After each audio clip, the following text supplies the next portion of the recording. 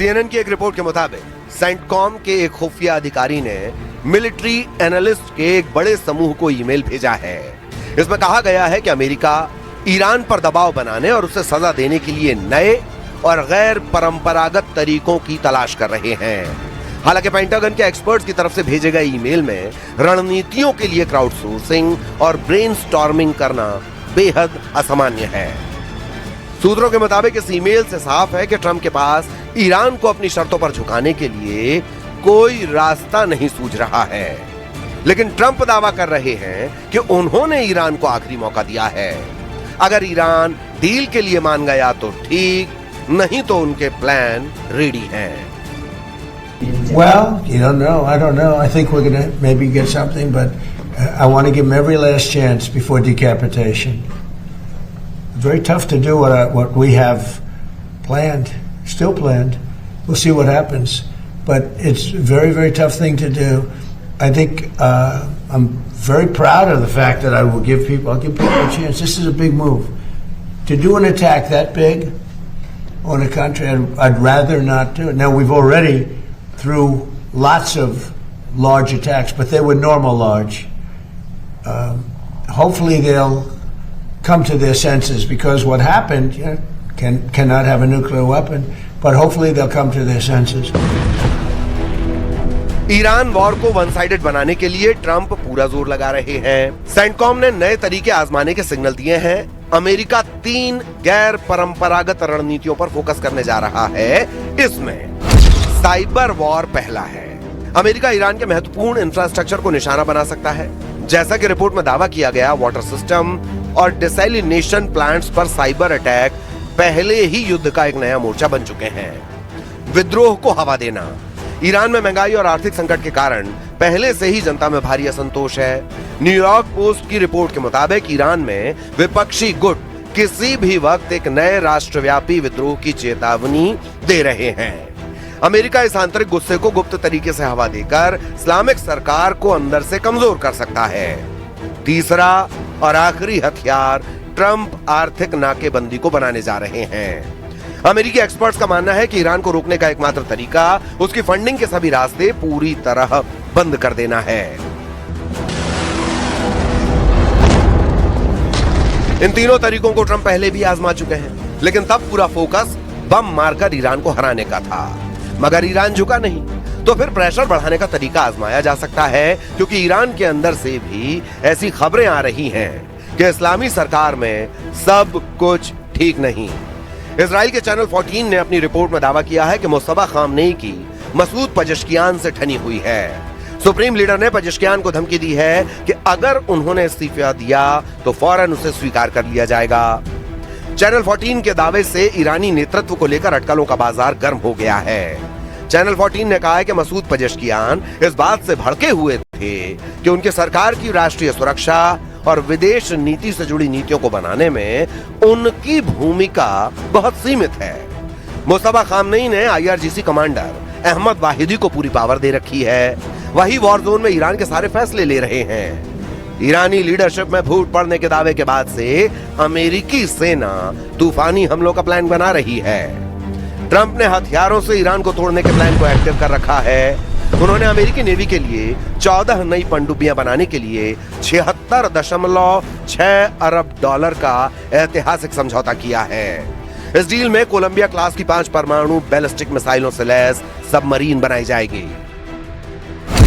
Trump ने एटमी submarine का contract general dynamics electric board GDEB को दिया है। रिपोर्ट के मुताबिक इन कॉन्ट्रैक्ट्स में वर्जीनिया क्लास की 9 परमाणु अटैक पनडुब्बियां बनाने का काम भी शामिल है। यूएस नेवी ने कहा कि वर्जीनिया क्लास पनडुब्बी एक प्रमुख टैक्टिकल स्ट्राइक और मल्टी मिशन प्लेटफॉर्म है जो समुद्र के नीचे दुनिया भर में लगातार दबदबा बनाए रखती है। IISS की ताजा रिपोर्ट के मुताबिक अमेरिकी नौसेना के पास कुल 65 से ज्यादा एक्टिव परमाणु पनडुब्बियां हैं। नई 14 सबमरीन की पावर जुड़ने के बाद यूएस नेवी कितनी खूंखार होगी अंदाजा लगाना मुश्किल है।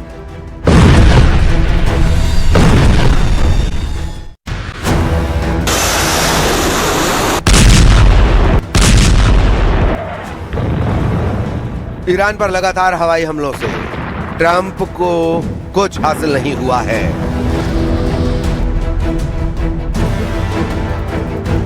ट्रंप बंकर बस्टर बमों के धमाके कर ईरान को डरा नहीं पाए हैं।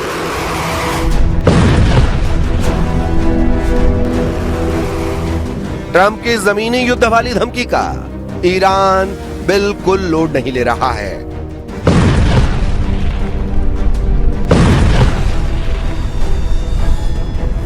लेकिन अब ट्रंप ने ईरान से जीतने के लिए मदद का हाथ फैलाया है।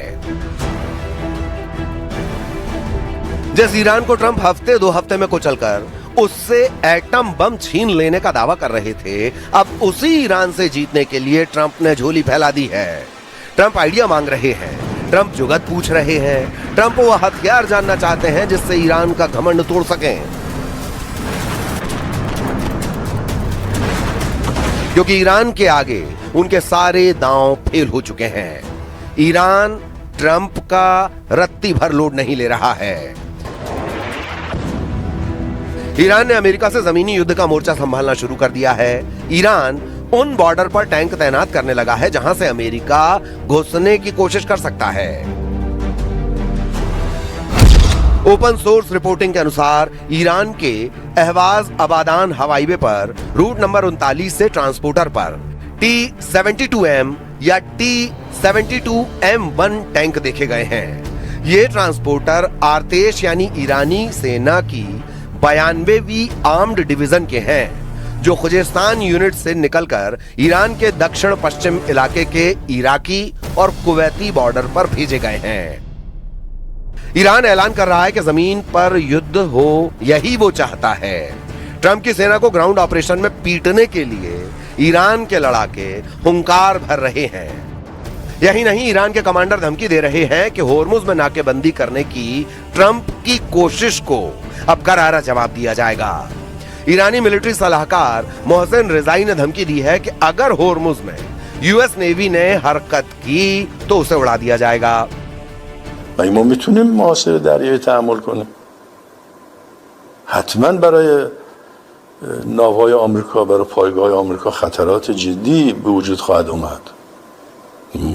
یعنی ما دست بزنیم رو دست هم دیگه. ईरान के इसी तेवर ने ट्रंप की टेंशन बढ़ा रखी है, क्योंकि मोहसिन रिजाई ने यह दावा किया है कि अब तक अमेरिका ने युद्ध में सैनिकों की मौत का सच तक कबूल नहीं किया है। रिजाई ने दावा किया कि ईरान के लड़ाकों ने सैकड़ों अमेरिकी सैनिकों का सफाया किया है, जबकि अमेरिका ने युद्ध में सिर्फ 18 सैनिकों की मौत की पुष्टि की है। सुप्रीम लीडर मुस्तफा खामनेई के मिलिट्री एडवाइजर मोहसिन रिजाई के मुताबिक जुलाई में हुए हमलों में ईरान ने सैकड़ों अमेरिकी सैनिकों को मार डाला और सैकड़ों को घायल कर दिया है। प्रेस टीवी ने रिजाई के इंटरव्यू का हवाला देकर दावा किया कि अमेरिका ने हाल के हमलों में ईरान के कुल 650 लोगों के घायल होने और मारे जाने की बात मानी है, जबकि ईरानी सूत्रों का अनुमान है कि लगभग 500 अमेरिकी सैनिक मारे गए हैं। वहीं अमेरिकी सेंट्रल कमांड की लेटेस्ट रिपोर्ट में जॉर्डन और इराक में 4 अमेरिकी सैनिकों की मौत और ऑपरेशन एपिक फ्यूरी में कुल 14 सैनिकों के मारे जाने का अपडेट है। ईरान का दावा सच है तो उसके लिए यह खतरनाक साबित होगा। सुपर पावर अपने एक सैनिक की जान के लिए दुश्मन देश को तबाह कर डालता है। ट्रंप के इरादे भी अब ईरान के टोटल सफाई वाले दिख रहे हैं, जिसके लिए वो अब पुख्ता तैयारी कर रहे हैं।